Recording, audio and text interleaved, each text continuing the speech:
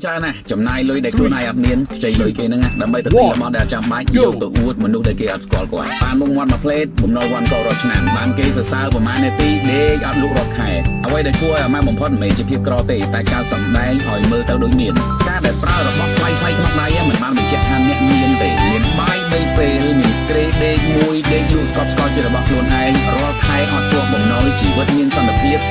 នោះហើយបានហៅថាមានបិទប្រកបហើយមនុស្សភាគច្រើនតែងមើលរំលងការងារដែលកំពុងតែផ្ដល់ចំណូលដើម្បីឲ្យចិញ្ចឹមគ្រួសារបានហើយគ្រួសារដែលកំពុងតែស្រឡាញ់ខ្លួននិងឱកាសល្អៗផ្សេងទៀតដែលកំពុងតែមានក្នុងដៃព្រោះគេរវល់ដេញតាមអ្វីដែលគេអត់បានមានហើយកំពុងមានដល់ថ្ងៃហ្នឹងអត់ដែលខ្វល់ដែលខ្វាយទេរហូតដល់ថ្ងៃមួយការងារក៏បាត់គ្រួសារក៏ដណ្ដាបឱកាសក៏លែងមានហើយមនុស្សជាទីស្រឡាញ់ក៏លែងនៅទៀតបានភ្ញាក់ខ្លួនថាអ្វីដែលធ្លាប់មានវាមានតម្លៃប៉ុណ្ណាកុំប្រឹងដើម្បីតែឲ្យមនុស្សដែលគេមិនស្គាល់យើងមកទៅសើយើងតែខំប្រឹងដើម្បីឲ្យគ្រួសារយើងរស់បានសុខកុំទៅខ្ចីលុយគេថែមដើម្បីទៅប្រើរបស់បង្រួតគេនោះតែត្រូវសន្សំដើម្បីសេរីភាពរស់នៅពិតប្រាកដមនុស្សគេមិននឹងចងចាំអ្នកដោយម៉ាកទូរស័ព្ទដែលអ្នកកំពុងប្រើឬតម្លៃឡានដែលអ្នកកំពុងជិះរាល់ថ្ងៃនោះទេតែគេចងចាំអ្នកដោយតម្លៃជីវិតដែលអ្នកកំពុងរស់ដោយកិត្តិយសនិងភាពជា